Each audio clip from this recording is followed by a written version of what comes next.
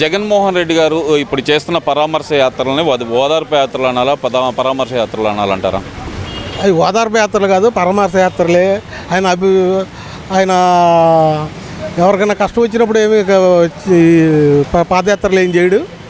వాళ్ళ ఎమ్మెల్యేలకి వాళ్ళకి మంత్రులకి ఏమైనా ఇబ్బంది జరిగితే అప్పుడు వస్తాడు బయటికి, అప్పటిదాకా రాడు ఆయన.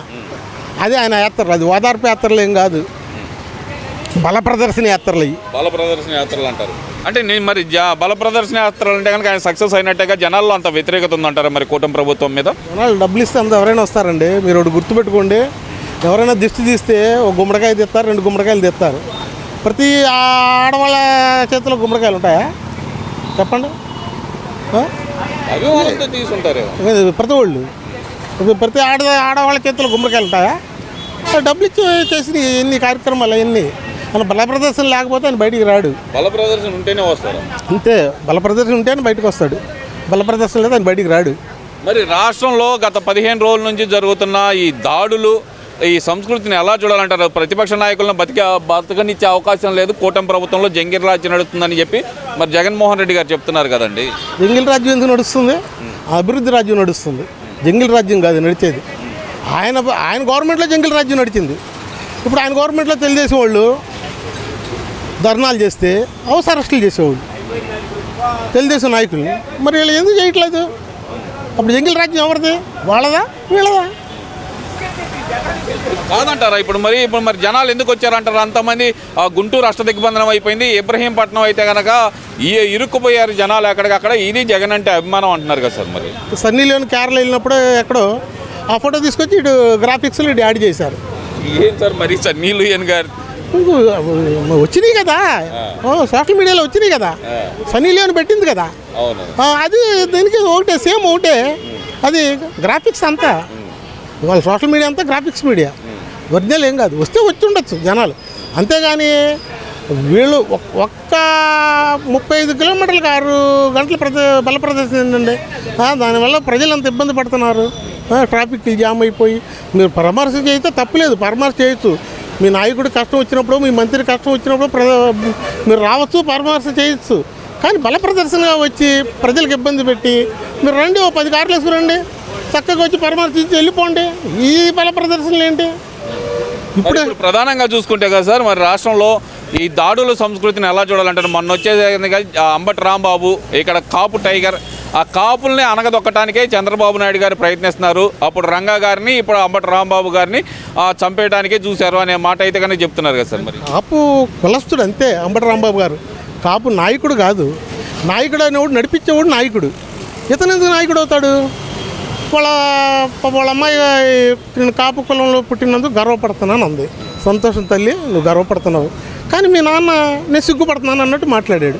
కాపు కులస్తులు మాంసం తింటారు, మద్యం తాగుతారు, గొడవలకు వెళ్తారు, ఇటువంటి వ్యాఖ్యలు చేసి ఆన్ రికార్డు మీ నాన్నగారు మాట్లాడారు. ఒకసారి అవన్నీ చూసుకోండి. మీరు గర్వపడుతున్నారు, ఓకే, మీ నాన్న సిగ్గుపడుతున్నాడు కదా, కాపు కులంలో పుట్టినందుకు నేను సిగ్గుపడుతున్నాను అన్నట్టు మాట్లాడాడు. ఆ వాడు వాడలేదు, కానీ కాపుల మీద నా అభిప్రాయం అది అని చెప్పి ఆ మాట అన్నాడు. సిగ్గు అది. మరి ఓవరాల్గా చూస్తే కనుక గుంటూరు వేదికగా జరిగిన ఏదైతే ఎన్నడూ లేని విధంగా గుంటూరు ప్రశాంతంగా ఉండే గుంటూరులో ఈ దాడుల సంస్కృతిని అసలు ఎలా చూడాలంటారు? ఎందుకు స్టార్ట్ అయింది అనుకోవాలి? ఈ సంస్కృతి తెచ్చింది ఎవరు?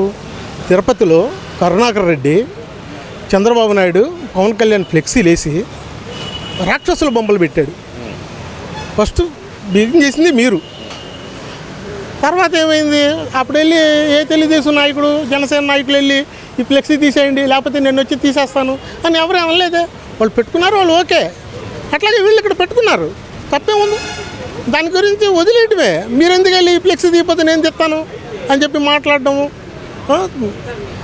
అందుకు వాళ్ళకి కోపం వచ్చింది. వాళ్ళు ఏమీ ఎగబడలేదే, మీరే కారులో ఉండి బూతులు తిట్టారు, వాళ్ళకి కోపం వచ్చింది. అంటే ఇప్పుడు మా నాన్నగారు అమాయకురు, ఆయన ఏ రోజు బూతులు తిట్టరు. అసలుగా ఆయన ఒకవేళ పొరపాటు నుంచి మాట్లాడినా సరే క్షమించమని అడిగారు కదా, క్షమించమని అడిగిన తర్వాత ఇంత రాద్ధాంతం అవసరమా అనే మాట అయితే అంటున్నారు కదండి. మరి చిన్న బోషుడికే అన్న ఒక మాట పట్టాభి గారు అన్నందుకే ఆయన ఇంట్లోకి వెళ్ళి ఆయన కార్లు, ఇళ్ళు, చిన్న పిల్ల పాపం, ఆ పిల్ల బాత్రూంలో దాక్కోవాల్సిన పరిస్థితి కల్పించారు మీరు ఆ రోజు.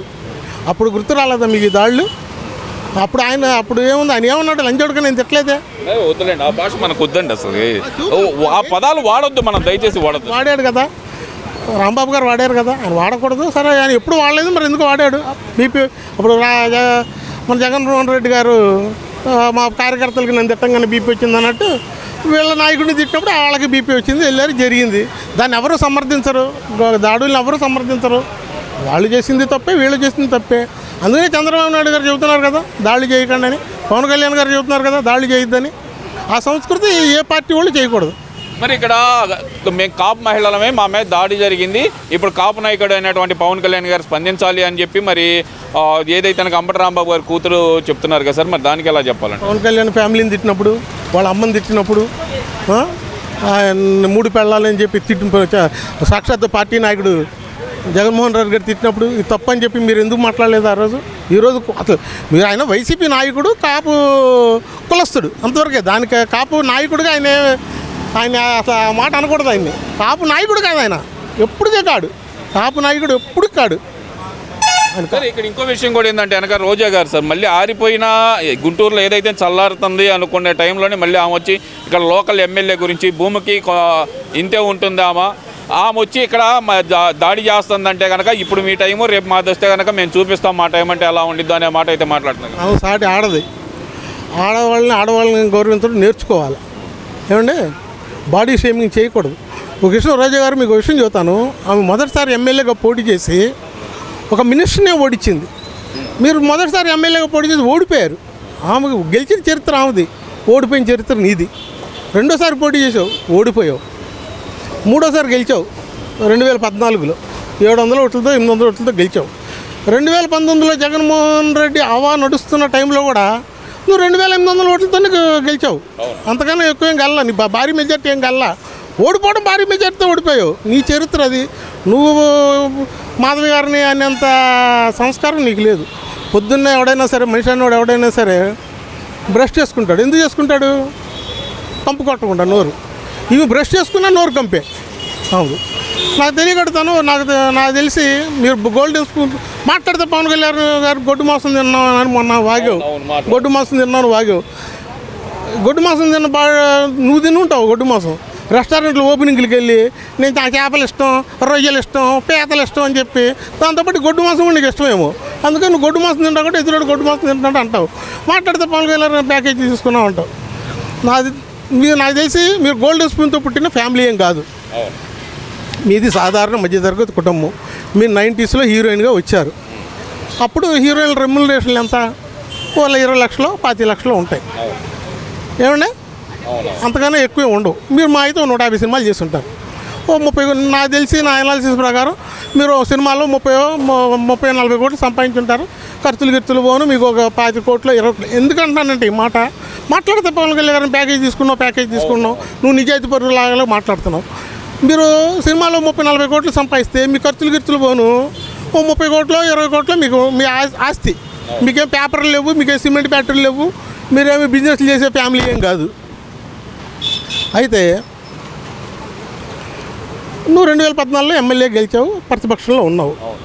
అప్పుడు నీకు వచ్చిన జీతం నీ మెయింటెనెన్స్ సరిపోదు. 2019లో ఎమ్మెల్యే గెలిచావు, 2 సంవత్సరాలు ఎమ్మెల్యేగానే ఉన్నావు. నువ్వు మంత్రి అయిన తర్వాత నీ ఆస్తులు ఎంత? మంత్రి అవ్వకముందు నువ్వు రాజకీయాల్లో ఉన్నప్పుడు 2014లో గెలిచినా, 2019లో గెలిచినా 7 సంవత్సరాలు నీ ఆస్తులు ఎంత? మధ్యలో 7 సంవత్సరాలు జబర్దస్త్ మీరు జడ్జిగా ఉన్నారు. జబర్దస్త్కి ఎంత ఇస్తారు? మా అయితే జడ్జిగా 1 లక్ష రూపాయలు ఇస్తారు. ఏమంటే నెలకి 8 ఎపిసోడ్లు, సంవత్సరానికి నెలకు ఒక 8 లక్షలు, అంటే 8 ఎపిసోడ్లు 8 లక్షలు. 10 లక్షలు వేసుకోండి, సంవత్సరానికి 1,20,00,000. మీరు 7 సంవత్సరాలు జబర్దస్త్లో పనిచేశారు అంటే ఒక 7 కోట్లు లేదా 10 కోట్లు వేసుకోండి. మీరు సినిమాల్లో సంపాదించిన ఆస్తి ఒక 20-30 కోట్లు ఉన్నా, మీరు జబర్దస్త్లో సంపాదించిన 10 కోట్లు ఉన్నా, మా అయితే మీ ఆస్తి 40-40 కోట్ల కన్నా ఎక్కువ ఉండకూడదు. మరి ఈరోజు మీకు అన్ని ఆస్తులు ఎక్కడి నుంచి వచ్చినాయి? మీతో పాటు 90sలో హీరోయిన్గా పనిచేసిన రాధా, రంభ, రమ్యకృష్ణ, రాధిక, నగ్మ, మీనా, సుహాసిని, ఆమని, వీళ్ళెవ్వరికి లేని ఆస్తులు మీకు ఎక్కడి నుంచి వచ్చినాయి? ఇప్పుడు ఎవరు ప్యాకేజీ తీసుకున్నారు? ఎవరు అవినీతి చేశారు? ఇది చెప్పండి మీరు. ఇప్పుడు ఈ రెచ్చగొట్టే వ్యాఖ్యలు అటు జోగి రమేష్ గారు కానీ, అంబటి రాంబాబు గారు కానీ, లేదంటే కనుక ఈ రోజా గారు కానీ ఎందుకని మానుకోలేకపోతున్నారు అనుకోవాలంటారు? సంస్కృతి ఇది. నాయకుడు చెప్పాలి. ఇప్పుడు పవన్ కళ్యాణ్ గారు ఉన్నారు, ఎవరైనా తప్పుగా మాట్లాడితే మాట్లాడద్దని చెప్తారు, ఇంకా మాట్లాడరు ఎవరు. ఈయన అట్ట చెప్పడు, నవ్వుతాడు. మరి ఏందమ్మా నేను కూడా యానిమల్ ఫ్యాట్ అంటాం జాతకట్ల ఆయనకి నాన్ వెజ్ అంటున్నాడు. ఆ పక్కన వాళ్ళు చెప్తున్నారు అది యానిమల్ ఫ్యాట్ అని. అది మరి పరిస్థితి, ఆ పరిస్థితి అది. ఒక ఎంపీ ఉన్నాడు, ప్రజల సమస్యల గురించి మాట్లాడాలా, అట్ట మాట్లాడకుండా మటన్ కన్నా నాటుకోడి రేట్లు ఎక్కువ ఉన్నాయని మాట్లాడుతుంది. ఇది పార్లమెంట్లో మాట్లాడుతున్న భాష అనేది. ప్రజల సమస్యల గురించి మాట్లాడాలి కానీ ఆ మటన్ కంటే ఈ నాటుకోడి రేట్ ఎక్కువైంది ఇక మాట్లాడేది. అది వాళ్ళ పార్టీ పరిస్థితి. మరి ఇప్పుడు జగన్మోహన్ రెడ్డి గారు అంటుంది ఏంటంటే ఇంకొక సంవత్సరంన్నరలో పాదయాత్రకు వస్తున్నాను, నేను ప్రజల తరపున పోరాటం చేస్తాను అంటున్నారు కదా సార్, మరి దానికి ఎలా చూడాలి? ఆయన చేసుకోవటం ఆయన హక్కు, అది చేసుకుంటాడు. కారణజన్ముడు పవన్ కళ్యాణ్ ఉన్నంత వరకు చంద్రబాబుతో ఈ పార్టీ గెలవదు. అది నేను చెప్తున్న మాట కాదు, ఆయన పేరు నాన్నగారు చెప్పారు. చంద్రబాబుతో పవన్ కళ్యాణ్ కలిసినంత వరకు మా పార్టీ అధికారంలోకి రాదని టీవీ9 ఇంటర్వ్యూలో ఆన్ రికార్డు చెప్పాడు ఆయన. మరి ఇప్పుడు దానిలో భాగంగానైనా ఈ కుల చిచ్చు రేపడానికి ప్రయత్నిస్తుంది, అంటే ఆ పార్టీలను విడగొట్టడానికి, కూటమిని విడగొట్టడానికి కుల చిచ్చు అనుకోవాలంటారా? వీళ్ళు అనుకుంటున్నారు కానీ కాపులు ఎట్టి పరిస్థితుల్లో ఇక మోసపోవడం జరగదు. కాపులు ఎప్పుడు ఇంకా పవన్ కళ్యాణ్ తరపునే ఉంటారు. ఒకసారి మోసపోయారు చిరంజీవి విషయంలో కానీ, రెండోసారి పవన్ కళ్యాణ్ విషయంలో కూడా మోసపోయారు. ఈసారి మోసపోయే ప్రసక్తే లేదు.